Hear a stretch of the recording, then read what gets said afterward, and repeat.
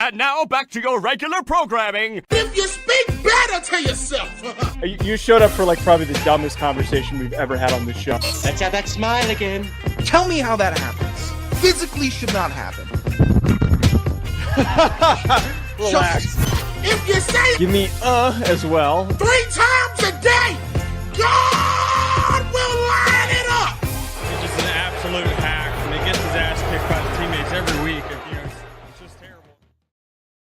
Welcome back to Hack City. Joe DeLeone, Sean Anderson. Today we're talking the Geno Smith trade to the Raiders. We're talking Vikings Darnold situation update. Vikings fans are sick of us talking about it, which is amazing. And also, Myles Garrett gets paid. All that coming up and more before we get there. Sean, Bet Online. Oh, okay. Very nice. Bet Online, the world's most trusted betting platform, your number one source for online betting in 2025. Pretty big tournament getting started at the end of this month, Joe. March Madness. What's that? March Madness, yeah. Is that this month? Is it? It is this month. It is. It will be starting this month. And then Are you sure? I'm pretty sure.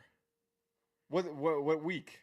I think it's in a couple weeks. We got next week. We're fleshing out we're fleshing out a lot of the other conference tournaments. If you want to bet on all that. Is that how basketball works? People are cashing their tickets. Okay. It is how it works. I know we talk a lot of football, but college sports fans are college sports fans. So if you have a favorite college basketball team, which I've never seen more crossover, college football fans are so funny because they'll be a college football fan of one team, and then they'll be like an Indiana Hoosiers fan in basketball. That is a really good point. I find that very interesting that you'll talk to somebody and they're like, yeah, I'm a really big Alabama football fan. Sometimes they'll even go to Alabama and then suddenly they're talking about Duke basketball. It's like, right. Okay. I get it. There's more lore at the big blue chip institutions in college basketball, but there needs to be a get a grip factor with some of that. Regardless, do it all your online wagering at BetOnline. You like hockey? You're going to be someone that watches a hockey game throughout a whole show like Joe over here. He might have some action on these plays. The game is on. Okay? Is there a hat trick going on here? No. If there was, you could bet on that at BetOnline. They have you covered with odds, stats, and more for every game, every play, and every win. BetOnline. The game starts here. On Friday night, Geno Smith, quarterback for the Seattle Seahawks, was traded to the Las Vegas Raiders, reuniting him with head coach Pete Carroll, who was his coach in Seattle for a very brief period of time before they moved on from him. Geno is also expected to sign a $40 to $45 million deal with the Raiders. This is an unexpected part that I didn't know that they were giving him that much bread to now be their quarterback. Kind of closes the door for if they maybe draft somebody or not, if you're going to commit that much money to them. We'll get to that in a little bit. This past season, he had 15 interceptions, which was the third most in the NFL in 2024. First question we have to ask ourselves, what the hell is the Raiders' plan? Because I look at this Raiders team right now, Sean, and I wonder to myself, do they think adding Geno takes them to an immediate position to compete to win the AFC West? I think the answer to that question is no. Does this provide them with a long-term solution at quarterback? The answer to that is no. Do you know how old Geno Smith is? Geno Smith, 34 years old. He is 34 years old. He is somebody who we saw what his ceiling was. It was his first year as a starter in Seattle. Last year, he took a little bit of a step back. Part of the blame goes to Ryan Grubb, and there not being much of a mesh or a connect between Geno Smith and the offensive coordinator. Mm-hmm. But I really just don't see where this is going. I don't see how this is going to be some sort of a move that gets them into consistent, real playoff contention. If you want to be a wild card team and get bounced out in the first round, sure, that's fine. Maybe this gets you there in 2 years. But I don't feel like this is a long-term move that actually builds this Raiders franchise. It's almost like you would think that the pitch was Geno doesn't have much tread on the tires, so his 34 is actually a 27 because he had about 5 years where he really didn't play. Wait. No, that logic doesn't apply to quarterbacks really that much, though, because like he's not playing a position where he's getting it doesn't blasted. Make sense. I'm leading to the fact that it doesn't make sense. Okay. That he barely played beginning of his career, a couple seasons with the Jets, then went on like permanent backup status. Revived in Seattle, third year in Seattle. God mode Geno Smith. Everyone was shocked at how good Geno Smith was, and everybody is shocked that he hasn't really gotten better from that, and he's actually regressed a bit. So why not let Las Vegas invest in this guy who is clearly regressing or has plateaued, put him on a worse team with a worse offense with less direction, a head coach Less weapons. a head coach that I guess he's familiar with in Pete Carroll. If that's the big conversion point, why didn't we just bring Russell Wilson back? It just doesn't make sense to me. Bring Beast Mode back. He could he'll run the rock. He'll come back to Vegas. Why not? It's so confusing, and it doesn't feel like it has all the touches of a Tom Brady ownership on it. This feels like management making a very quick grasp at a move instead of actually thinking out a plan. Because I feel like if Brady had his fingers on this, it doesn't happen. Because where's the common sense? So a note on that in a second. Ryan's having his own mailbag in the chat, by the way, which I love that. But we were arguing with Ryan on Friday night about how good Geno Smith was. Interestingly enough, I was reading a Ringer article where they actually went and pulled like clips of Tom Brady talking about Geno Smith on one of the games that he broadcasted. I think he only did one Seahawks game this year. Yeah. Despite Geno playing like ass and the Seahawks losing, he was glazing Geno Smith the whole game. And he was like, oh, the interception that he threw, he was like, oh, that's not really his fault. It's just bad football by the Seahawks there, which is weird framing for a interception on what was a screen pass. I'm with you on this. I think that Geno Smith is an above-average quarterback. Or he was. He had a season where he was an above-average quarterback. Yes, season. Last year, he was very turnover-prone. He was on a team with an improving offensive line, not a great offensive line, with 3 really good receivers. It felt like the production out of those 3 receivers wasn't really truly unlocked. But now he's on a team that has a worse offensive line, one good tight end, a really good tight end, but one good tight end, no run game, and a scattered defense. I don't understand how the Raiders can think that bringing in Geno Smith gets them where they're trying to get to. And I also don't think that this is the right situation for Geno Smith to flourish and to succeed. He is, and the reason why Ryan and I were getting into an argument over this, and you were kind of agreeing with me, he is somebody that you place him onto a roster that's great, and that he can maybe take them over the top. But you don't win because of a 34-year-old Geno Smith. With all of these roster holes and below-average quality starters in multiple positions, especially on offense, he is not the type of guy that is going to succeed despite that. I just don't see it. Geno was actually a fantastic bridge quarterback for Seattle. And I'm going to take a moment from before I bash Vegas and Geno to bashing Seattle, where you got a godsend gift with a quarterback that kept you relevant, kept all your whole team fresh. You didn't have to go into an embarrassing tankathon like we see in Jacksonville. We've seen in Cleveland. We've seen all these bad to Carolina. Like, we're not seeing a tankathon from them. And you had 3 years of Geno to find a successor, start grooming a guy to become the next lead of Seattle. You didn't do it, and now you're getting rid of Geno, and you're left with a huge question mark at quarterback that I'm sure we'll talk about a little bit later. And Vegas, you've just been in rebuild mode for the last couple years, and now Geno Smith is not a solution, but another bridge guy that you're bringing in after legendary bridge quarterback Gardner Minshew and backup, soon-to-be future bridge quarterback Aiden O'Connell. It's just a team. They were both ass, by the way. Both were ass. And the idea of a quarterback room with all bridge quarterbacks, it does not work. And if this is going to be tankathon for the Raiders, I understand that. But then if you're doing that, why are you paying Geno so much damn money? That was where I was. Where's the money going to Geno for? Why not just invest in a cheaper quarterback and maybe save the money? Do something to improve your team for next year, because you're not in on winning this year. Like, that is just abundantly clear to me.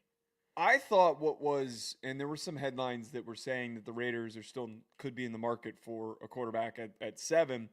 I thought that the approach, which actually made some sense to me, was possibly draft Shedeur Sanders, have Geno start for 2 years, hand things over to Shedeur Sanders. Boom, done. I actually don't mind that plan. But you're committing all this money to Geno Smith, who, again, is 34 years old. I hate when people try to do the whole, well, quarterbacks are playing until they're 40 now. I don't, that's not everybody. Man, that's just not. Yeah. Most guys have what is happening to Russ right now, where Russ is taking step backward after step backward and regressing and regressing. It is hard. It is very hard to play at an extremely high level, and it's an exception to play at an extremely high level way past the age of 35. So this whole thing, Pete Carroll being old, Geno Smith being older, I don't think that this really gets where they're trying to get it to. The ceiling for this team is exactly what Geno Smith is. Yeah. Slightly above average. Them going 11-6, 12-5 maybe. It's not a Super Bowl winning team capably in the next 3 years. It's not a division winning team in the next 3 years. I don't think any of those things are going to get accomplished. Hell no. No, that division they're going to be fourth in division for the next 2 years. They just will. They're going to be worse than the Chargers. They're going to be worse than the Chiefs. They're going to be worse than the Broncos. So you're already going to be in fourth. Maybe you steal a win from one of your division rivals once a year. Well, what's that worth to me? They're just behind. Vegas is a late bloomer still. We could have had a Sam Darnold situation with Geno in 2023 after his monster year in Seattle and said, hey, we need a quarterback. This guy is obviously performing. He's 2 years younger at this point. He's 32 now.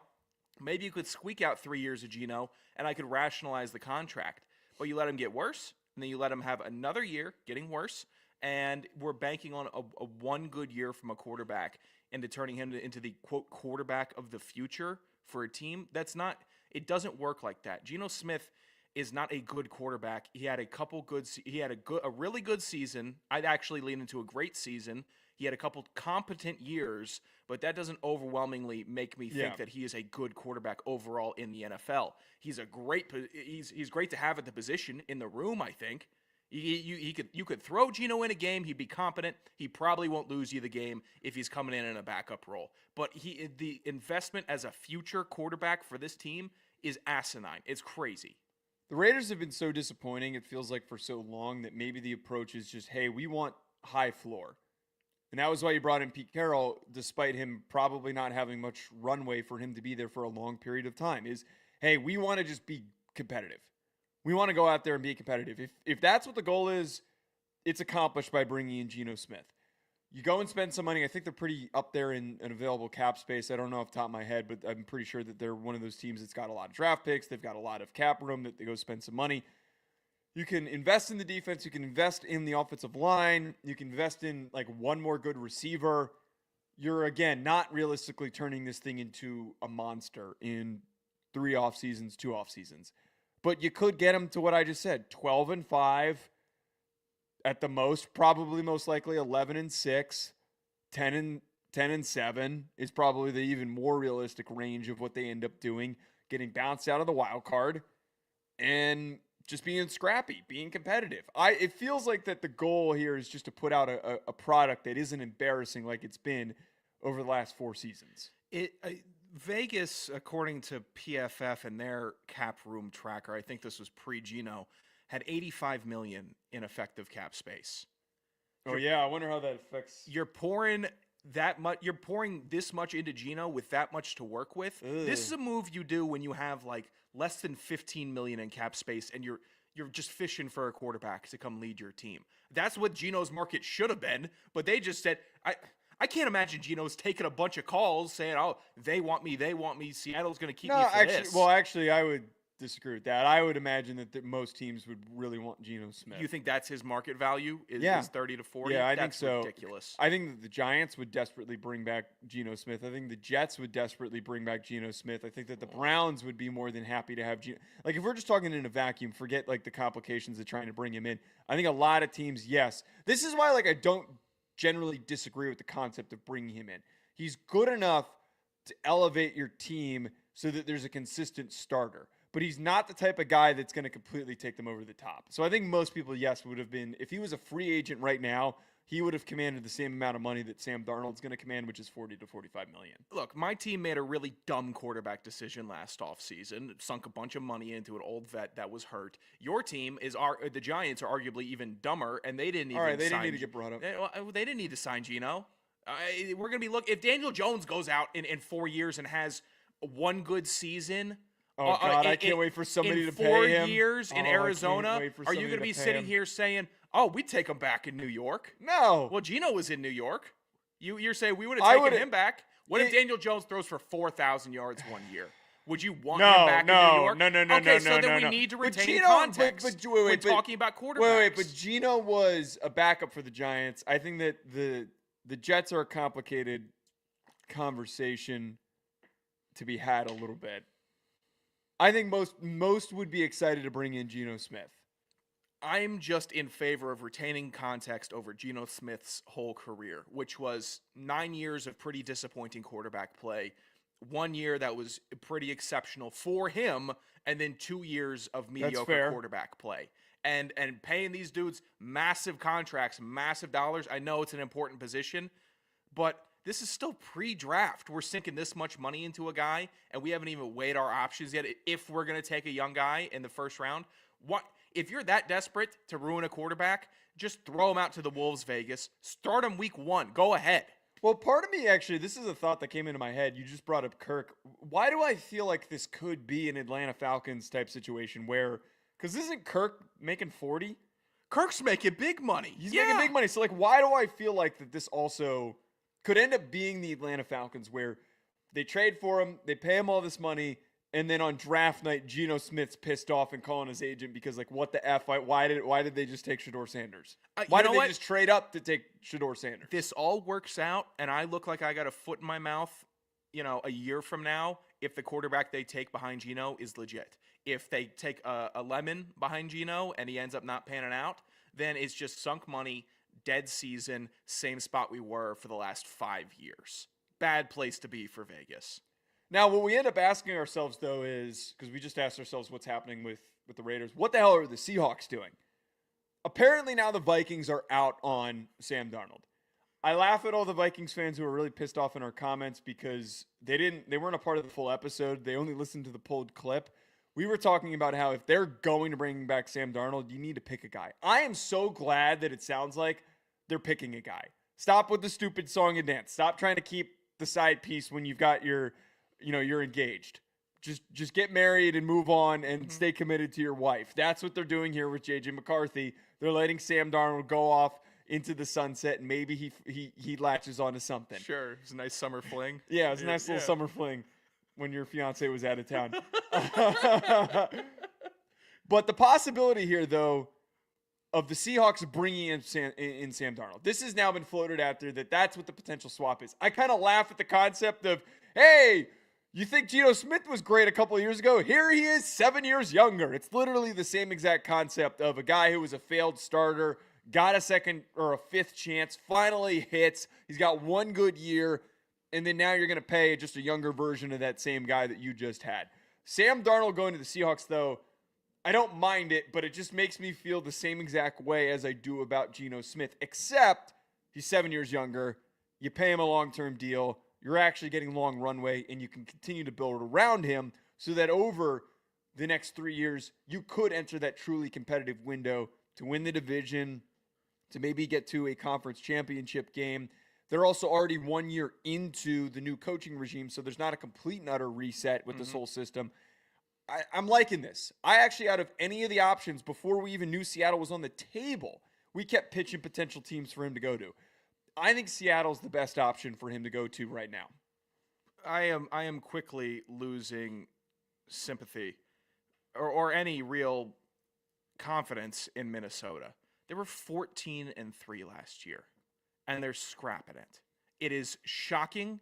We're not talking about Minnesota, brother. It's embarrassing. The segment, we're not talking about Minnesota. Seattle is going to do nothing with Sam Darnold. It's pointless to talk about Sam Darnold in Seattle because he's going to regress to doo-doo-ass Sam Darnold. Okay. That's what's going to happen. And that's all that we're going to do is lose one good team in the NFC North and have a bad team in the NFC West. Because the pattern of Sam Darnold is, historically, he's pretty bad. He's not that good. He goes to teams, he has a good game, he has 3 bad games. 1 step forward, 2 back. And then he gets to one destination where it's finally 2 step forward, you hate 1 Sam back. Darnold Oh, all of a sudden? I love Sam Darnold in Minnesota, slinging that rock. Everyone creaming their pants because he's got great ball placement, big arm. Where's this guy been?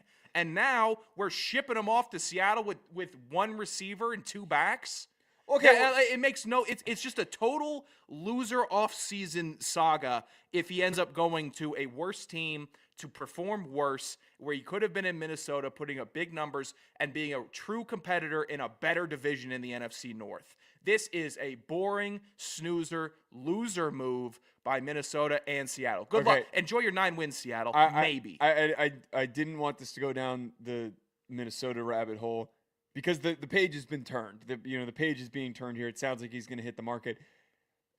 Just because, and again, to continue to go back to this dating analogy, just because you flirted with the pretty girl at the bar for an hour doesn't mean that you're already committed to something. You're already committed to something. 14 wins isn't flirting, Joe. 14 wins is a sex marathon all night in Vegas. That's what 14 wins is in the NFL contextually. Flirting is you're in the hunt in December. That's what flirting is. You already made the commitment to drafting J.J. McCarthy. That was a mistake.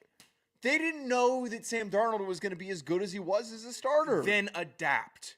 Then play on the fly. Any team is always going to opt to go with the first round pick that they just had. They have to. They're morons. They don't have to. It's also much cheaper. They get entrenched in these stupid egos in the front office and saying, well, I can't believe I don't want to be the guy that missed on him and we didn't have a different first rounder. No, but that's not what it is. But that's not what it is.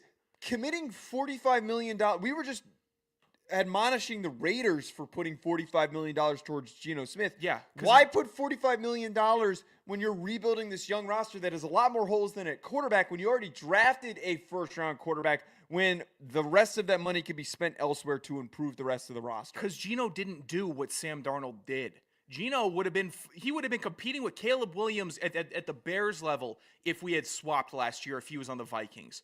It's different. Geno didn't get 14 wins in Seattle.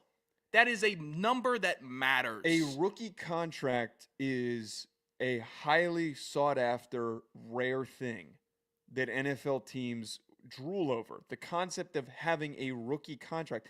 And you think that Kevin O'Connell right now isn't feeling so justified in how good of a coach he is right now that he can reach any quarterback that he works with and think I'm going to get J.J. McCarthy right in the next 2 years. We're going to win a Super Bowl, sure. Damn it. I think that he could be thinking that, and he would agree that his track record so far as a coach would be, I can just do this with whoever you feed me. But that's silly. That is a silly thought. I don't think that is flying too close to the sun. It is a ridiculous premise to think that every single guy is the same, especially when you're bringing in a young J.J. McCarthy who has struggled with pressure, who has been open about not being as mentally struggle with fortified. Pressure. He hasn't taken a snap. You don't remember the college J.J. McCarthy? We have to keep context of J.J. McCarthy. He had mental health stuff. He had all types of stuff going on with him. But he spoke out about how he handles his mental health. He didn't say that he has a mental health illness. You're making it seem like he's some unstable I'm not calling him unstable. I'm not calling him a loon. I'm just saying it's not very okay. This is a very skip take, by the way. I remember. Yeah, this is a really big it's skip really. take. I'm not. I understand how it's sounding, but giving up on a dude that just had maybe one of the best quarterback season. They've had a better quarterback season than anything Kirk did in Minneapolis. Give me a break. To get back to Seattle, though, what their plan now is for the future. I think that this only works out if they're able to immediately replace Geno with Sam Darnold. They're not in a draftable range at the current moment to go and get somebody. To trade up, you'd have to mortgage the future to get Cam Ward or Shedeur Sanders. It would be incredibly risky. It would be giving up a ton of your future while you're still trying to rebuild this roster. So if you're able to get Sam Darnold, I think that this is fine and it's a step forward in the right direction. Because again, you're replacing Geno Smith with an equivalent quarterback that is 7 years younger. You sign him to a long-term deal. You continue to build around him. You're already a part of this whole entire process. All that, wonderful, great shit. Just overall, I think that where Seattle is going sounds like it's in the right direction. But if they fail to figure this out in free agency, I would argue that they're moving downhill very, very quickly. This checks all types of boxes for Seattle. You could say we just got a guy that had 14 wins and we're bringing him into Seattle. Why not? They should bring in Malik Willis too, a guy that found a little bit of success last year, younger quarterback that might have some upside. Bring in everybody. Why not? Just bring in anyone. You get so triggered by Sam Darnold. I do get triggered by Sam Darnold because it's hard to do what he did. And the next quarterback that comes in, I'll say this again. J.J. McCarthy's never going to have the season in Minnesota as a quarterback that Sam Darnold had. You He just hope won't. that doesn't happen. I don't need to hope. I don't think he's that good. I think he's a fine quarterback that can maybe run for some first downs. Maybe could hit a wide open receiver. But he didn't throw the ball in college, Joseph. He's Markelle Fultz. That's who he is. He's Markelle Fultz. He's not. That's an awful cop. He's No, not it's not. He's not Markelle Fultz. He's not Markelle Fultz. I find it really funny, though, by the way, that now all of a sudden DK might be interested in coming back and signing an extension now that Geno's on the way out. I was reading an article that cited that apparently there were rumors of rapport issues between DK and Geno Smith. So we joked about it last show. It was kind of Geno Smith's fault that DK wanted out. If you could keep DK and Jackson Smith and Jigba and you bring in Sam Darnold, I think that offense has. It helps. It's not has just a ton of potential. Yeah, it's not just Jackson Smith and Jigba. You have two good wide receivers. You have two running backs that you can lean on. Yeah. That is a different situation. If it's just JSN and we're drafting other receivers and Jake Bobo and that's what we're rolling with, then we are in a very not you're cooked. Gavin Estes had pitched the thought of bringing in Joe Milton. I have a funny Joe Milton story. I found this out last year in Indianapolis. Apparently, Joe Milton refers to himself in the third person. Oh yeah. Apparently, that's a rumor. Apparently, somebody told me that they met with him and he refers to himself in the third person. So he's doing the Jimmy episode from Seinfeld. Oh yeah, you know what? I like that. Yeah, I don't know if I do. Joe's got a big arm. Yeah. Joe doesn't want to play there. Joe doesn't like the idea of playing in the rain. Look, I'll say this. If Desmond Ridder got a legit shot in the NFL on 2-3 now different teams, Joe Milton should be able to start for 3 different teams. We should be able to test him out, try him out. Joe Milton, He's done more exceptional things on a football field this past year than a lot of other quarterbacks that have got chances. He played like a game, didn't he? Did you see what he did? He played a game against Buffalo after they were already in the playoffs. It's a perfect example of creating something that wasn't there. I'd give him just as much of a shot as any other dog shit quarterbit in the league. I would. And he should get those opportunities. That's funny because he is a dog shit quarterback. He should have those. Yeah, you know what? Go ahead. At least get in front of people. Give yourself a chance instead of being buried in New England. The UFL is perfect for that. No, he's better than a UFL quarterback. I don't know. Give him a UFL shot. Go let him tear it up in the UFL. If he wants to play, go tear it up in the UFL. What game did you lose a bet on where Joe Milton carved you up? What was it? Nothing. What game where he was at Tennessee? None. How are you not? Wait, on hold Joe on. Milton? Go through Joe Milton's box scores. What do you mean when he tore it up at Tennessee? Yeah. Find me a game. Season was a little rough. Find me the game where he tore it up at Tennessee. Yeah, that wasn't great. There were some stinker boxes. Wait, I want to. But I mean, for your guy, like the prototypical quarterback that I imagine that Joe is in love with for the NFL and the draft and the next I don't star, like guys who that's can't gotta process or make decisions. No. This is an annoying thing where like people assume because I liked Anthony Richardson, I didn't like Joe Milton. Anthony Richardson played a very small amount of time in college, and that was his biggest weakness is that he needs more experience. Joe Milton had a lot of opportunities to start. A lot. He played a lot of football, and he did get a couple full seasons. He showed the big ass arm, and that was it. He got up to, if he was moving up, this is like, so say this is flat line. Uh-huh. He started here, he moved up a little bit, and then he was just okay. Like he just stayed at like level 1. He didn't move up any further. His most passing yards that he ever threw were against Vanderbilt. And outside of that, it's a good team. He threw 383 and 4 touchdowns against Vanderbilt for 66% in college. Outside of that, his best game was 287 against Florida, where he completed 58% of his passes at 2 touchdowns and 1 interception. I hope Minnesota signs him. I hope they bring him in to replace Sam Darnold. I hope Minnesota gets 3 wins next year. Honestly, honest to God, it's just so stupid. You know what? I'm actually fully flipped. I hope Darnold proves me wrong. All-pro season, 5,000 yards in Seattle, 6-0 against the NFC West. That would be great. I would completely walk myself back. Sean, we spent a lot of time talking about Myles Garrett, and he is now getting paid. Who cares about 4-13 when you're making $40 million a year as the highest paid non-quarterback?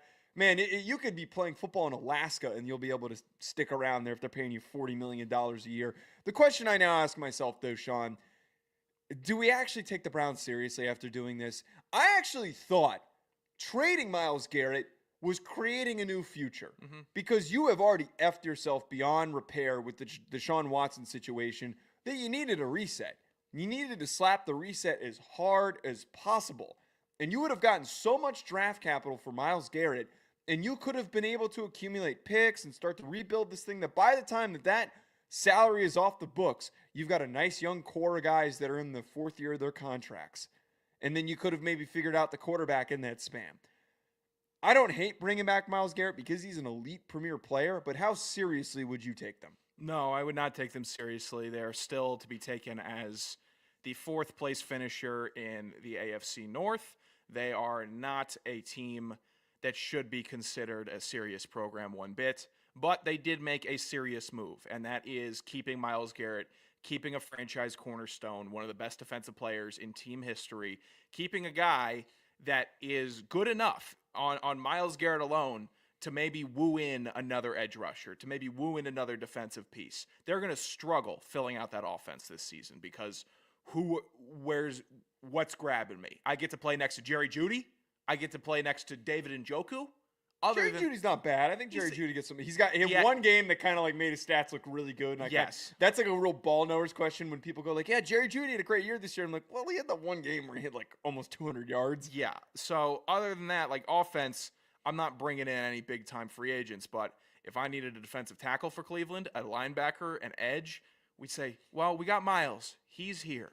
He'll clear some stuff up for you. He'll make it easier.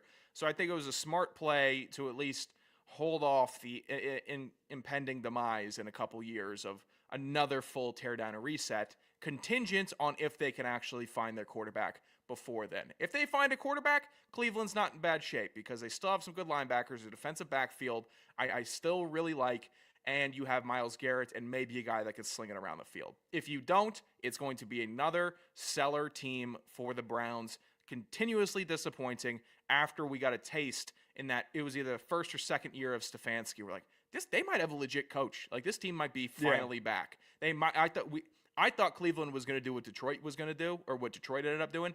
They fell flat on their faces. And I know you had to kind of pick one in the rebuild, but now it's Cleveland's time. They have to nail the quarterback position.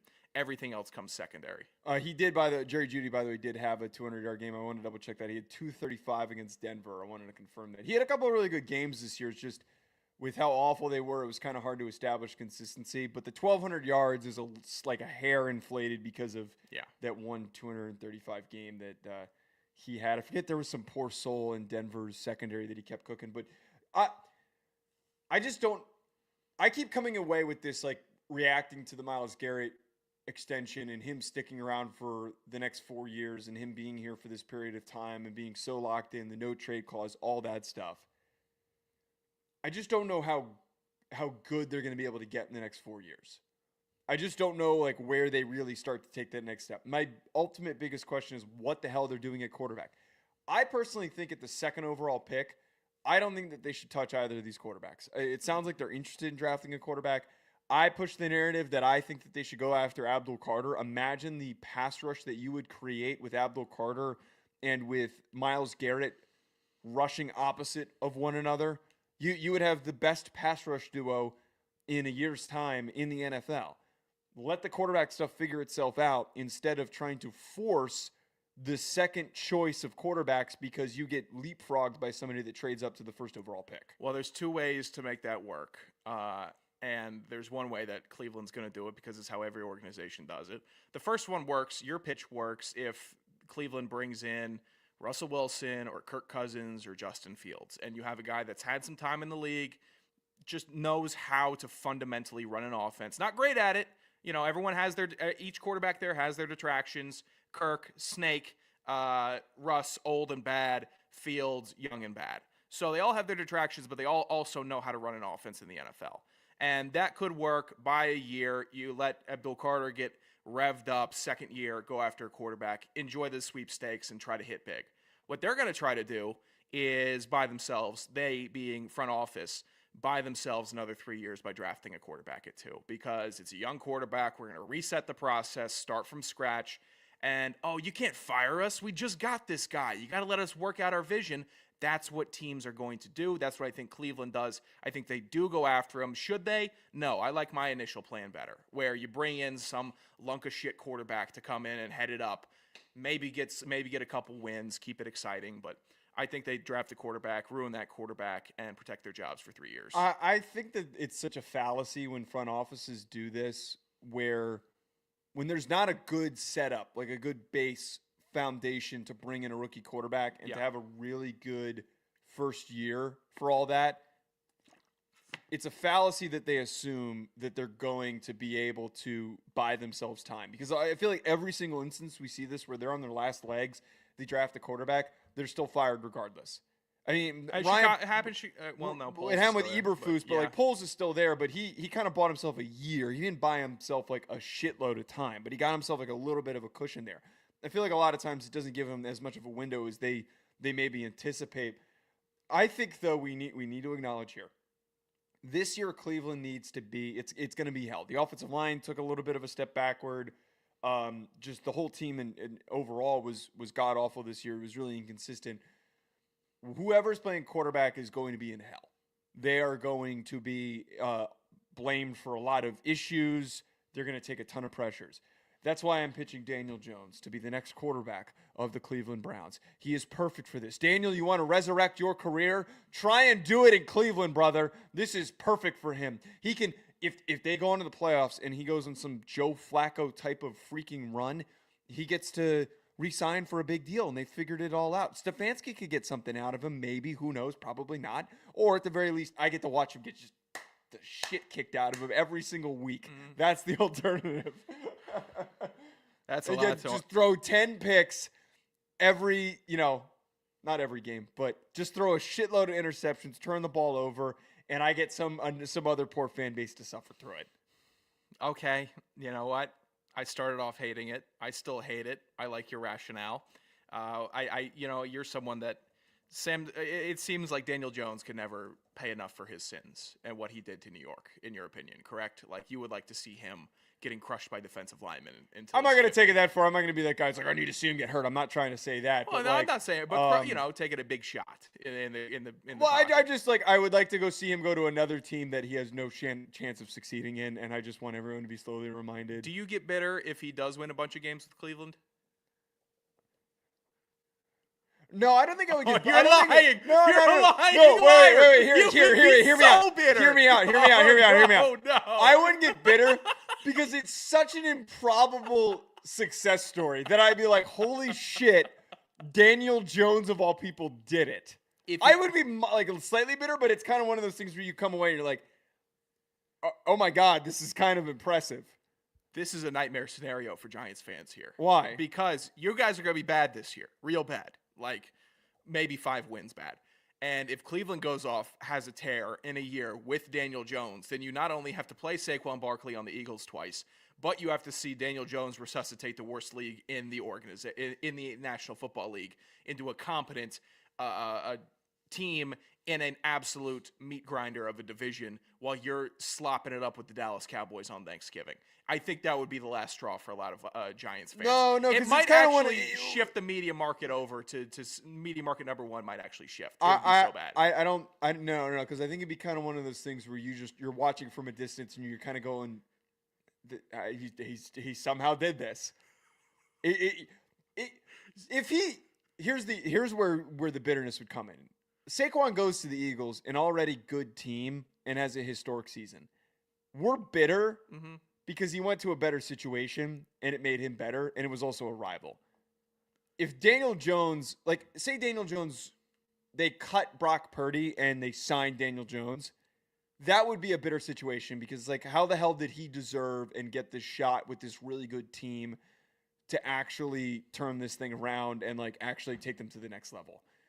Him going to Cleveland, they're so awful right now, and they've been so consistently awful, you would just look and be like, I don't know how the F he did this, but you got to give him a little bit of props. You see, I'm the complete opposite way. Whereas if my team is bad and I see another bad team starting to really grow and rise and get better faster than my team, that's where I pour all my energy and all my negativity into is I can't believe we're so bad. And then Carolina and Bryce Young are he's looking like a dude. Like they somehow gave him the breath of life to save his NFL career. And I'm watching Atlanta on a five game losing skid. That is where I start really getting into the meat of my hatred and passion in the NFL. It's not against the good teams because they're playing basically a different sport. Yeah. Like since 2018, since Patrick Mahomes came in the league, he and the Chiefs have been playing a different sport than the Atlanta Falcons. It's completely different. They have command, they have control, they have capability. Atlanta is just paddling and trying to tread water and stay afloat. They're not playing football. They're fielding a team and running plays, but they're not playing football and winning games. That's a crazy way to put that. That's a really crazy way to So put that. I can't even get mad at them. They are so far beyond what my team is. I get more mad at teams in my jurisdiction. Okay. That's why if I was a Giants fan and I saw another team in my jurisdiction. Yeah, wait. like the Hold Browns- on. This is where I'm off with you. Giants are not in the same jurisdiction as the Browns. Oh, they certainly are, We have pal. 2 Super Bowls in the last 20 years. They certainly are Browns in the have same jurisdiction. Browns are in that bottom tier of no success, no success. I'm telling The you. bottom bucket tier. The Giants have been bad for a stretch here, but 2 Super Bowls and 4 overall, 2 in the last 20 years and 4 overall says otherwise. You can't put one of the most Super Bowl winning franchises in the sport into the same bucket as a team that hasn't won one, man. You can't do that. Oh, yes, I can. No, you can't. I certainly can. Jaguars, Panthers, Browns. The Browns have been to the playoffs more recently Texans. than the Giants. Just because they've been there more recently doesn't mean That means if you haven't been to the playoffs more recently than the Browns, then you're in the same But bucket. we're talking about team. just overall general success, okay? I can at least say in my lifetime I've watched 2 Giants Super Bowls. Yeah, that's true. Browns fans can't do that. There is a bucket of ass teams that they've had spurts of success, but for the most part been just dog ass. We're going way back. We're pulling ancient history here if we're talking about those Super Bowls. That was 2012. That was 13 years ago, pal.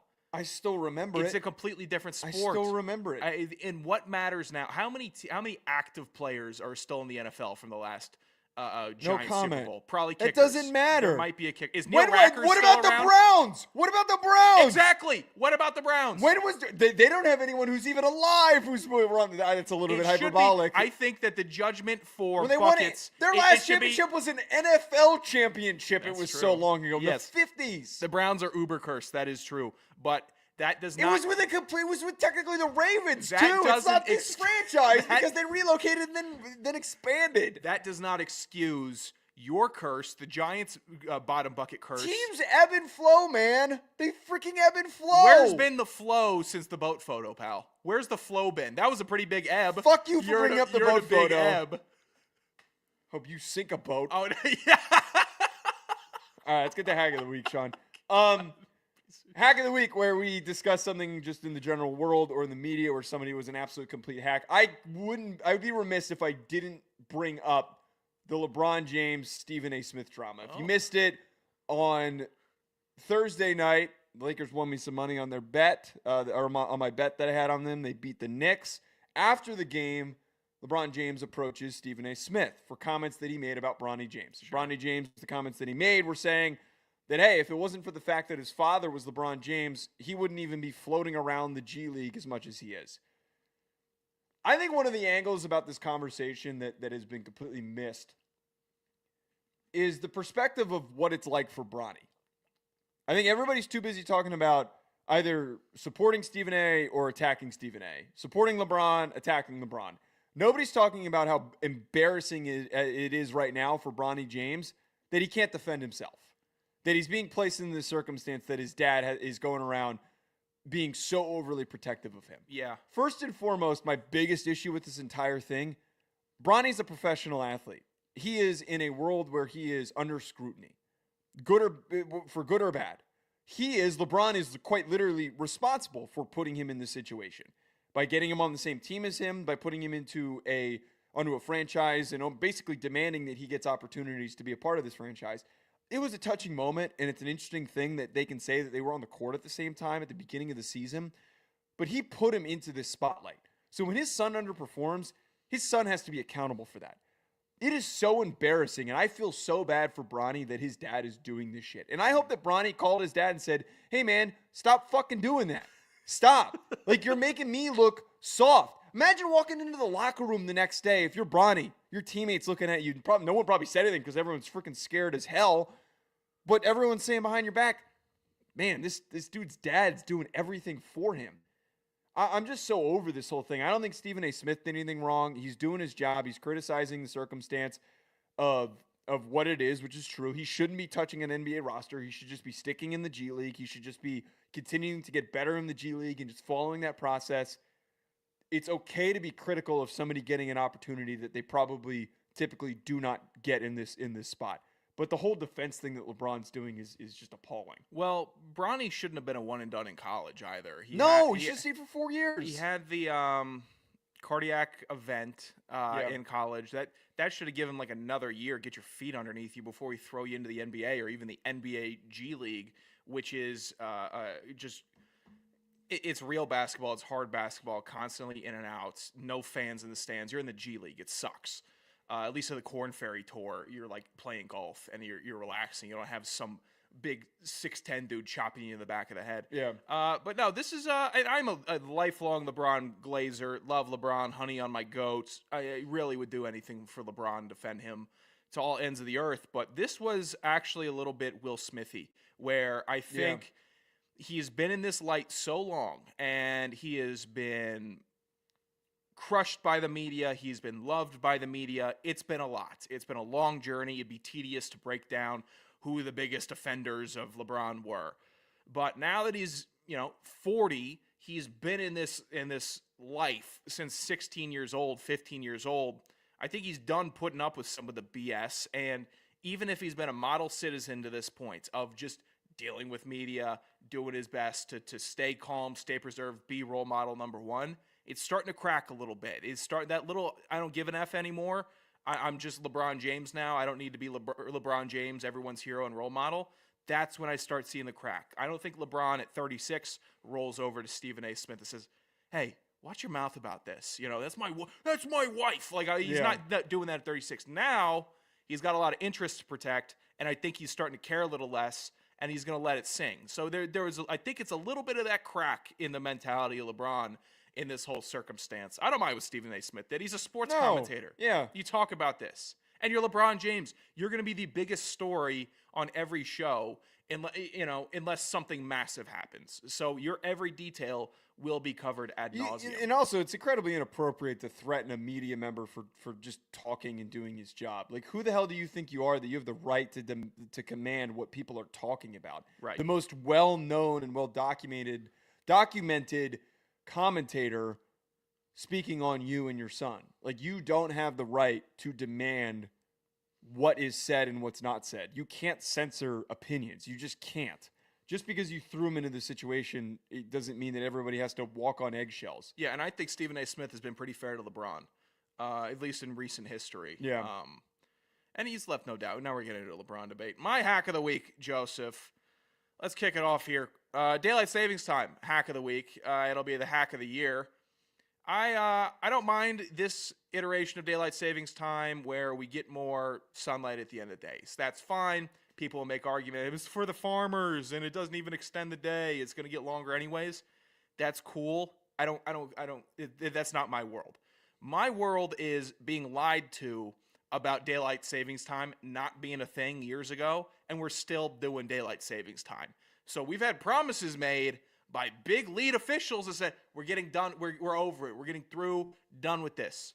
And I'm still looking at clocks thinking, is this right? Do I need to update this? Do I need to change it? Why are we still using this? Why does winter suck so hard? Yeah. And then we get this extra hour. It's like we finally have recess again. I can't stay. I either stick with it or don't give us an empty promise that this weirdness is going to go away. Well, my biggest problem, I forgot that we had daylight savings. I went to bed last night thinking like, I'm going to get a nice crisp 8.5 hours of sleep. I woke up feeling groggy as shit when my alarm went off at 8:50. Oh, yeah. And I was like, man, why do I feel like crap? Like I don't feel very well rested. And then I realized I only slept 7 hours last night. So that was, a nice hit in the back of the head by a brick. Yeah, I had a nice evening stupor. I didn't set an alarm like my responsible co-host, but I woke up like, How long was I out? I was in bed at midnight. Like, I shouldn't have been coasting this long in bed, but it was just. We lost an hour, right? Yeah, I know. What do you mean? What do you mean you were?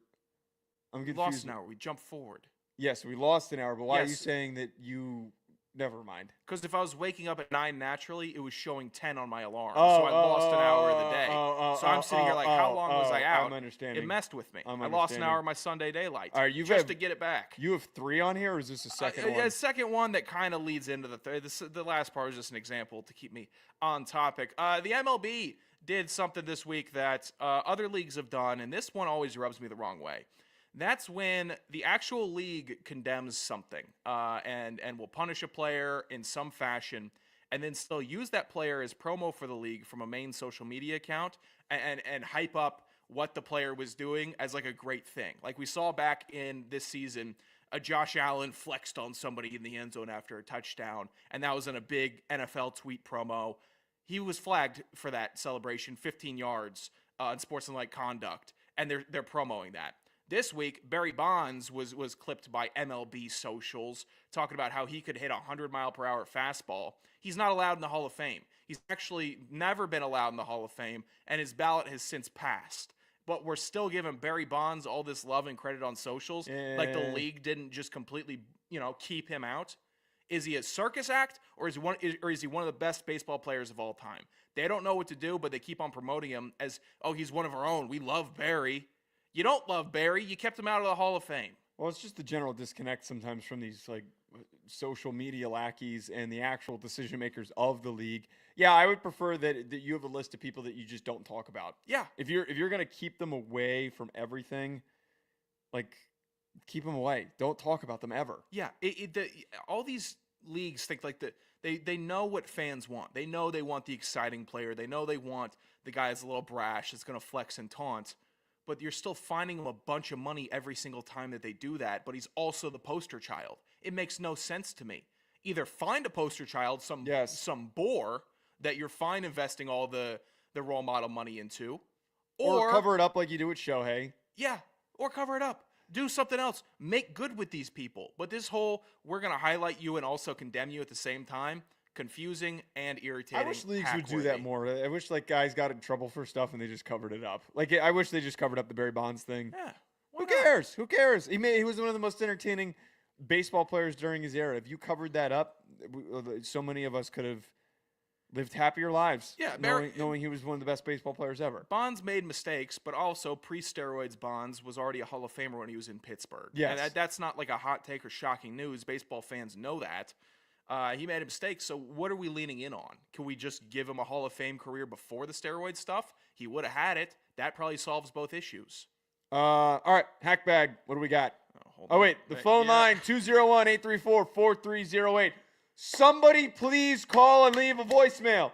Leave a voicemail! 201-834-4308. Sean, this is the Hackbag. The mail never stops. This is the Hackbag. Hit us on Twitter for questions or call at 201-834-4308.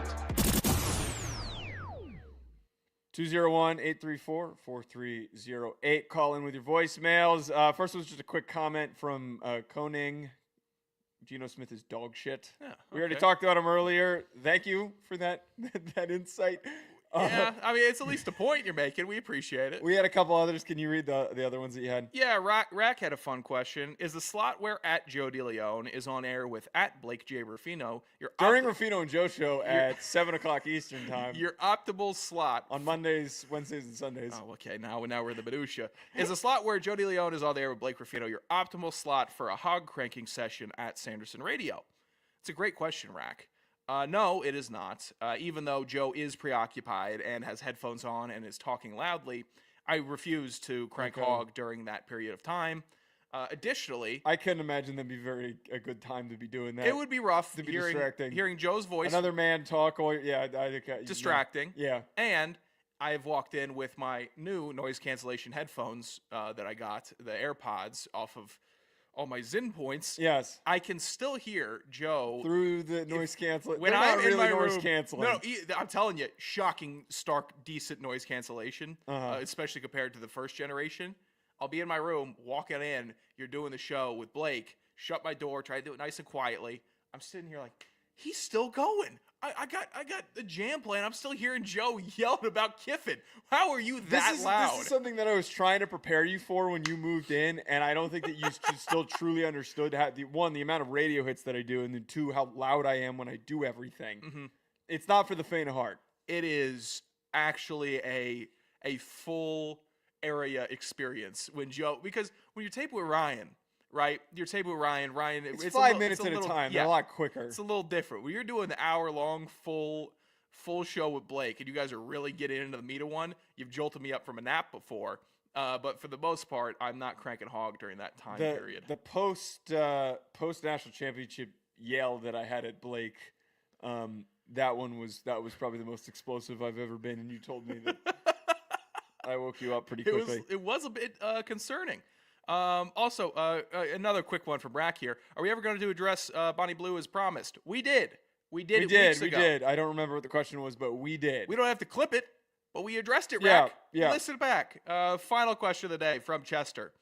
Thoughts on sex on the first date? What do you think? Well, okay, so it's a good question. Is he asking if thoughts on? It's just so vague. Is the question on thoughts on us doing it? Thoughts on if a girl is willing to have sex on the first date? What's the question here? Yeah. What do you think? What do you think he's asking? I think he's asking if we support sex on the first date. I think that is the main question. Well, we're men. Why wouldn't we support sex on the first date? Fan. Definitely a fan. Yeah, I'm definitely a fan. Open. What would you say your thoughts on sex without a date? Open. If you had to throw, well, I think that all of us would support that. What would you say your percentage success rate on the first date? Oh, I don't know. I'd say I'm probably like a 50% clip after post-college. Well, I mean, I obviously didn't go on many dates in college because I had a girlfriend the whole time. Post-college, if I was doing a date, and even at my parents' house, when I was living in my parents' house, if we went and got a meal. Oh, yeah, the parents' house thing's tough. And if a girl is making the effort to drive and meet at a restaurant, that was basically, I have this sealed unless I come off as a total absolute weirdo. Which I have before, but for the most part, that's if I keep it together, then, clapping the hands, everyone's happy, high-fiving in the locker room after. Right. I definitely had a little bit of an advantage because it's like I wasn't having to I moved to LA pretty early on after I graduated, and I was living in my own place. So you don't have the advantage of being like, hey, do you want to come back to my parents' crib? There's nothing more depressing than inviting a girl back when you're 24 years old to your parents' house, and then eventually you moved in with a bunch of Neanderthals, and that's also not great. It's like, hey, do you want to walk through my apartment where there's going to be a bunch of dudes hooting and hollering at you while you're trying to go up to the room with me to the top floor? Here's the time where the hooting and hollering was an advantage. Hey, everyone's going to be over hooting and hollering tonight from 8 to 10 before they go out to bars. You want to come over, hoot and holler, and we could all drink. It's a fun atmosphere. Well, but that's not like a first date. You don't end up going out to the bar, but that's a first link. Okay. It's kind of, it's supposed to be. I guess that still counts as a first date in a way. That was a finely effective move for me. Was, hey, look at all these rascals. We're all fun. We're all normal. And then, all right, we're ready to go to the bars. Oh yeah, I wouldn't call your friend group rascals, man. That's too playful and light. We were much more playful in the early iteration. Degenerate doesn't even fully describe your group of friends. Oh yeah, my friends are rascals because they're kind of playful idiots. Your friends, I don't know if they're in rascal category. No, because it's kind of like lovable idiots. They kind of get themselves into some conundrums and some problems and such. At the same time, well. Yes, they are lovable idiots. They make questionable character decisions that aren't degenerate decisions, but it's just a little questionable. Well, that's what I would consider a rascal. It's like, oh man, what did Kuban do this week? That's typically or we'll talk about oh man, so and so's dealing with his girlfriend again, that kind of thing. Not what I find out what your friends are getting into. Yeah, it's a little different. I would say though, because I had a much better success rate, and I was really good at planning first dates because especially my first apartment that I was living in, where it was, there was this really good bar that had really good spicy margaritas. So when I was single, I had on my Hinge profile, I know the best spot for spicy margaritas. So half the time I didn't even have to open. I'd have girls say, Very nice. Where's the spot? Oh, what spot are you talking about? And be like, oh, it's this place right by my apartment. What are you doing on Wednesday? They come, I meet them at the bar. We have a couple of spicy margaritas. Oh, I live right around the corner. Do you want to go have a drink at my place? This place is getting kind of lame. I got 50 beers in my fridge. I'm not going to drink them. Come on. Down them. I got a big moron coming through. He's going to make a dent, but don't worry. No. It was more like, oh, I got some wine. Don't touch the 50 beers. Those are for Sean, Yeah. my 300-pound college roommate. You're not allowed to have those. He counts those. He knows when he's coming. I think I was at like 70%, 65%. That's pretty good. I think post-college is pretty easier. Well, it's pretty easy. Yeah, for you everyone. you have to get into the rhythm of having the good plan. Yeah. Also, I wasn't going on dates in college. It was No one's going on a date in just college. roll through. If you ever heard somebody who's going on a date in college, you're like, buddy, what are you doing? Yeah. You're adding a step. You're spending money. Why are you spending money? It's not supposed to be that hard. You're making it harder than it has to be. Most people even get in relationships that the person you end up dating is because you just invited them over to your apartment Yeah, you're to like, watch a movie. Yeah. First, the watch the movie part's great, but then afterwards, you're not irritating? You're nice? Oh, maybe we got something here. You Hey, can come over for one more movie. look at this. Everyone's pleasantly surprised. That happens a little more rarely than the other, where it's like, oh my God, drove down from Connecticut for this. Got to get her out. Did that happen? You might have already gone home for winter break one time. When you did that? Yeah. Connecticut. Uh-huh. Oh, and you were trying to. So someone drove in from Connecticut, and then you were like in the spot where. And I'm sitting here like, yeah, all right. I guess we're both rolling out at 6 a.m. tomorrow. I'm going back to Virginia. Have fun going back to Connecticut. They didn't. Did you let them stay over, or did They stayed over. Okay. But you tried to pull the, hey, it's time to go to bed. Not like I don't want to listen to you Yeah. Like, talk to me for the next hour and a half. Let's put on comedians in cars getting coffee or something That was what you would put on? That was what you would put on? I could just go to sleep. Could you imagine the disturbing nature of like, you just have sex with the biggest man that you've ever seen, and he's putting and he's already sawing logs. Well, he puts on comedians in cars getting coffee in Whatever. a bedroom you've never been to before. Sure. I had snacks ready. I always had a little candy grab bag. Like not a grab bag. Like I was constantly having a rotation. This is ridiculous. But I had like some Twizzlers or something like that. If they wanted something. Now I'm starting to understand how you had a much better success rate in college. You don't have the candy grab bag. No, now. I need to bring back the candy. You got to grab bring bag. back the candy grab bag. Because you see, women are get mad if you have like toothbrushes for women, and you're like, how many girls you coming over here? You have a bunch of toothbrushes and women's shampoo. No, a little bag of candy. Hey, go ahead, pick up the candy. Go ahead, entertain yourself, please. I'm exhausted. Optimally, the concept is optimally they put on whatever they want on the TV also, and I could just no, you can't. You can't in that situation. You can't trust them because they'll just swipe through everything. They're not going to pay.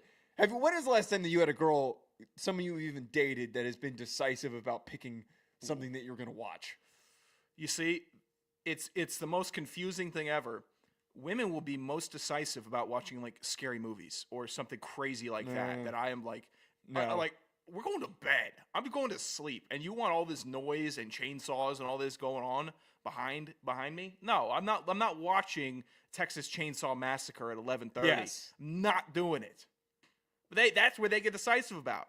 Hey, how about this? Yeah, the bad picks. Hey, this movie won an Oscar once, and I know that's not a category for all good movies, but have you even considered it? Do I need to give you a full pitch to watch actual cinema? I do somehow. All right. Now you're just sounding like a douche. Oh, that's what I do, man.